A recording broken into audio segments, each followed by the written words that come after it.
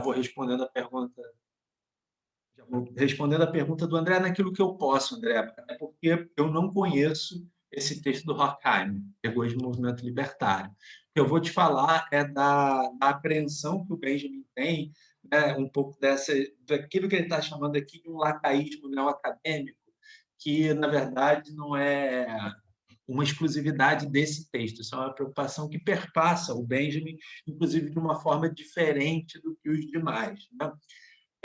As provocações do Instituto de Pesquisa Social, o pensamento estabelecido na Alemanha, são nítidas, né? Não passa só pela incorporação do marxismo, mas ainda mais singularmente com Benjamin, essa preocupação de ir além do domínio da teoria é um elemento central.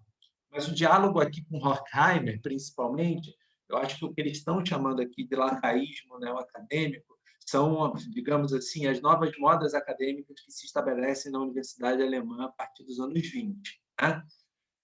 Mas também, enfim, as formas do neopositivismo e é, do pragmatismo que era influente, por isso a teoria crítica incide tanto sobre isso, de um pensamento que encara os dilemas do pensamento como algo que se reduz a um plano do laboratório.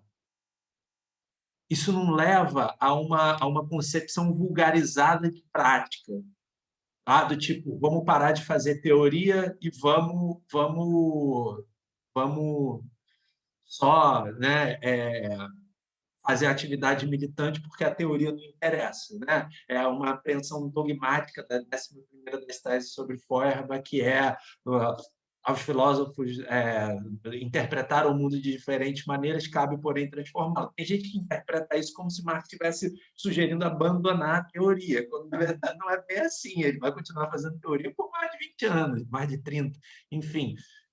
Se trata justamente de procurar essa tensão dialética entre teoria e praxis, para que a própria praxis política alimente o sujeito nessas dimensões. Só que aí que está a vinculação, né, digamos, entre teoria e praxis para o Benjamin, ela remetia a uma tentativa de procurar entender as tendências mais avançadas do proletariado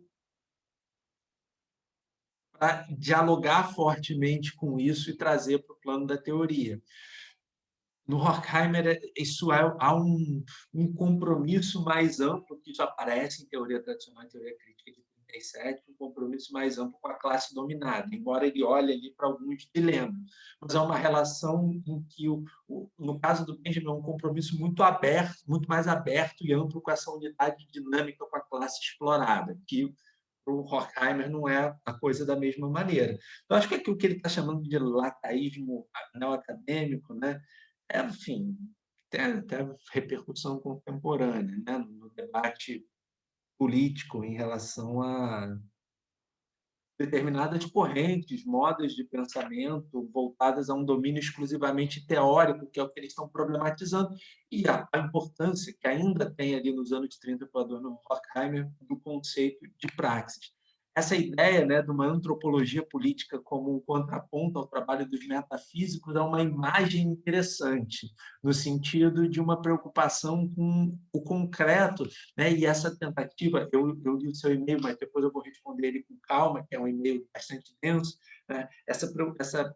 Esse elemento que remete à discussão sobre o método em Benjamin, ou seja, essa apreensão, essa preocupação com o concreto, mas em que esse concreto não perca de vista a totalidade, mas que haja uma interação dialética entre o particular e o universal. Né? Óbvio que existem formas de se construir essa interação, são variadas, não dá para entrar totalmente nessa discussão, mas essa antropologia política, e ele chama isso também de materialismo antropológico, se eu não me engano, nas passagens, né? Tem um trecho lá que usa essa expressão. Acho até que você usa no e-mail, tem que lembrar depois.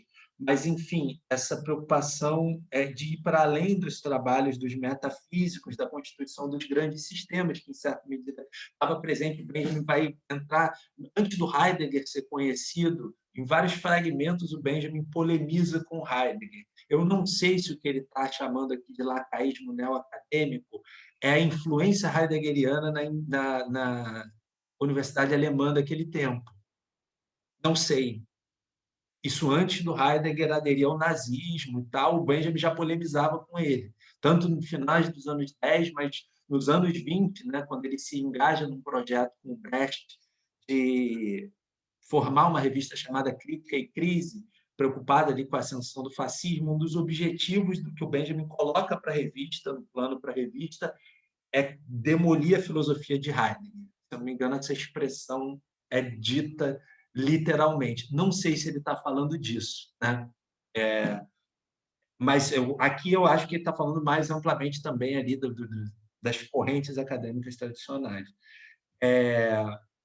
E aqui, nesse trecho específico que ele cita egoísmo e movimento libertário, eu acho que está fazendo uma discussão muito interessante, que é muito importante para ele, sobre o matriarcado.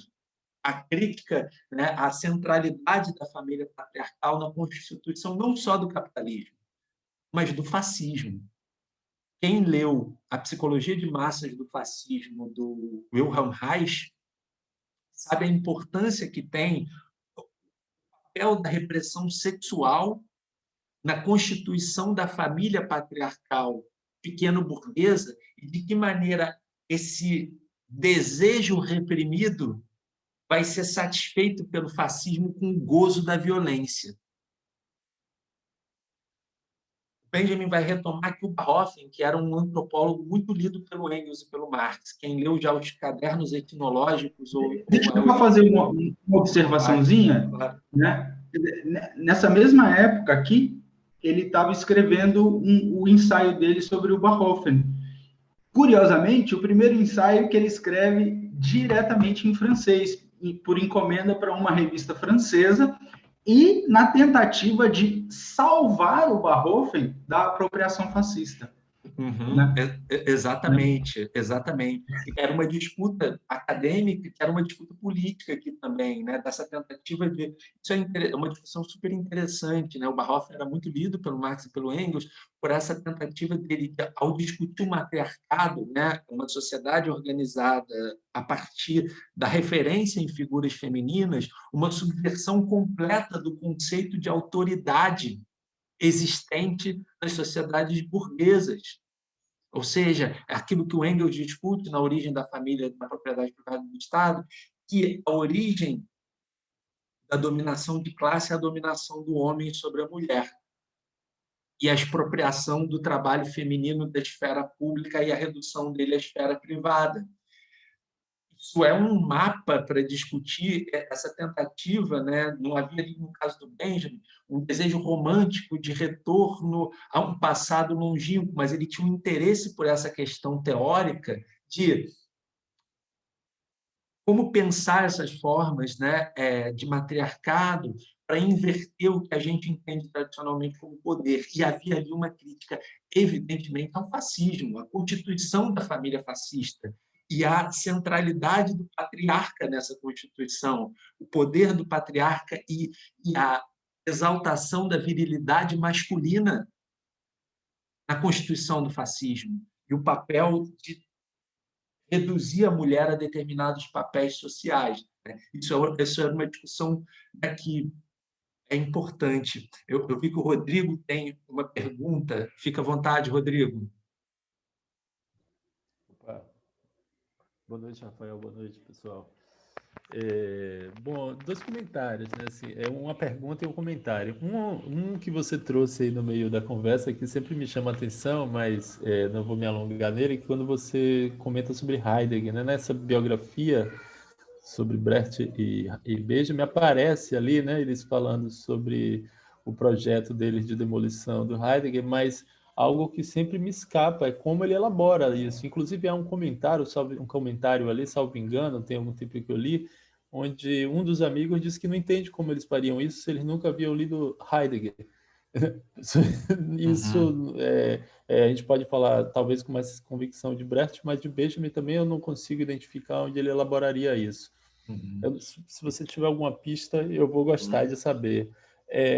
Agora, a outra aí é uma questão que eu tinha pensado anteriormente para lhe colocar é a seguinte: a gente a racionalidade é algo, e você já vem falando disso em alguns encontros, né, Rafael? Assim, muito bem, que a racionalidade ela tem uma centralidade muito grande no pensamento de Benjamin, embora ele reconheça que ela é capaz de cometer uma espécie de autofagia, né, que recai no seu uso instrumental. Acho que tem um ou dois encontros que você falava sobre isso.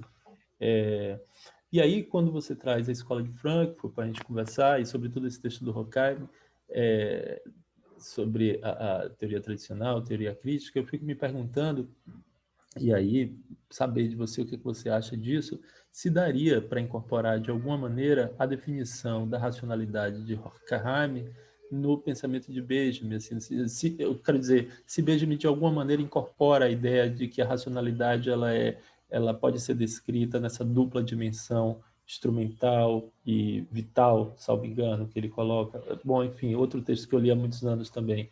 E aí saber de você se você acha que faz sentido isso. Agora, voltando para essa discussão de Frankfurt, isso me veio te ouvindo, achei que era apropriado de colocar para a gente poder pensar.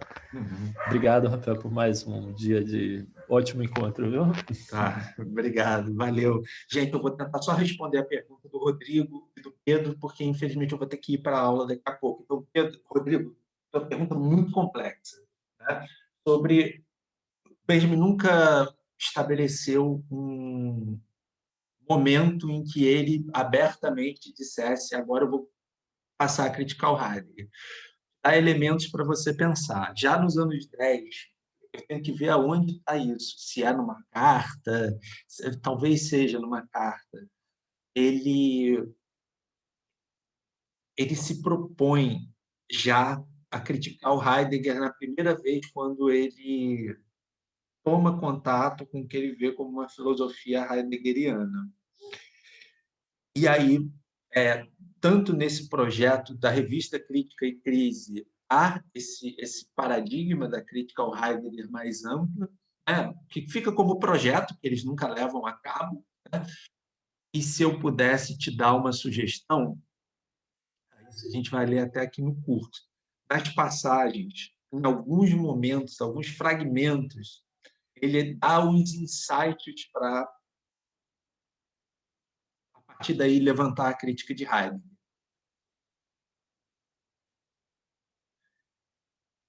Foi feito já, é engraçado, isso é feito, inclusive no século XX, uma leitura heideggeriana do Benjamin, em autores que tratam mais desses pontos de contato.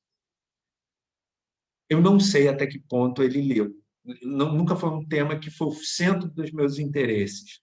Até que ponto ele leu Ser e Tempo. Mas há uma referência explícita, Ser e Tempo, nas passagens. Isso eu tenho certeza. Seria talvez interessante, aí fica como uma sugestão, o Benjamin tem uma lista dos escritos em alemão dos livros que ele leu. Procurar lá o que ele leu do Heidegger, de repente. Estou te dando aqui um mapa, uma constelação de coisas para você pensar. E aí, de repente, tentar, nesse caderno N das passagens, quando ele trata sobre teoria da história, se não me engano, existe uma passagem ali que ele fala desse projeto de marcar um ponto de diferença definitiva para a filosofia heideggeriana. E aí alguém que é especialista no pensamento heideggeriano pode explorar essa parte, né? Mas isso, ele coloca isso como um projeto, isso é um fato. Então, pergunta, então, Rodrigo,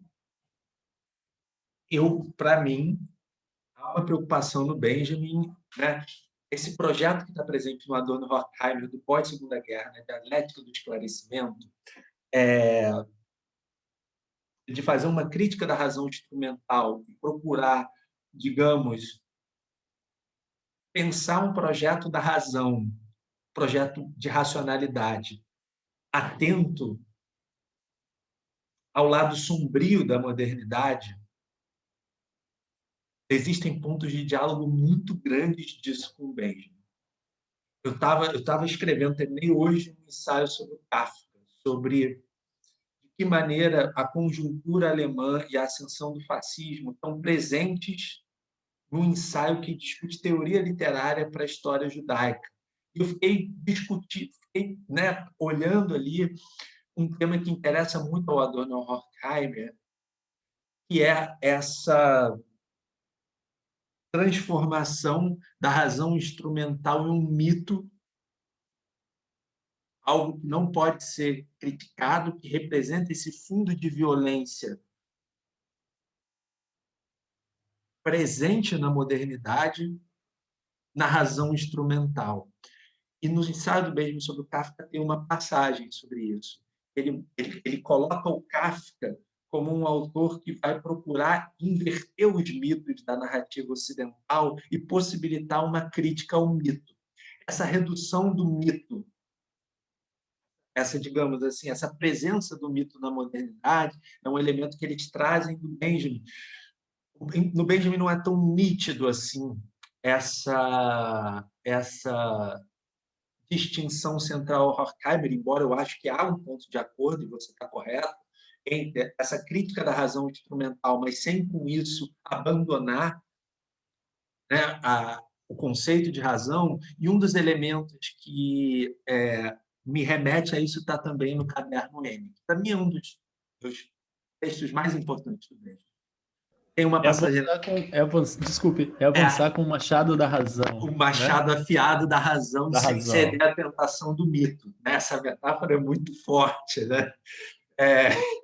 Só que isso é interessante para pensar esses pontos de contato. Aqui, aí só para finalizar, o que seria o pragmatismo quando ele fala que uma teoria do conhecimento científico não poderia passar ao largo do positivismo e do pragmatismo? Parece que está falando do pragmatismo estadunidense. Sim, Daniel, e a influência disso na Alemanha daquele tempo, né? Peirce de Weymead, acho que ele está se referindo isso pelos pesquisadores que já estão nos Estados Unidos, o positivismo. A próxima aula poderia tomar essa análise do matriarcado.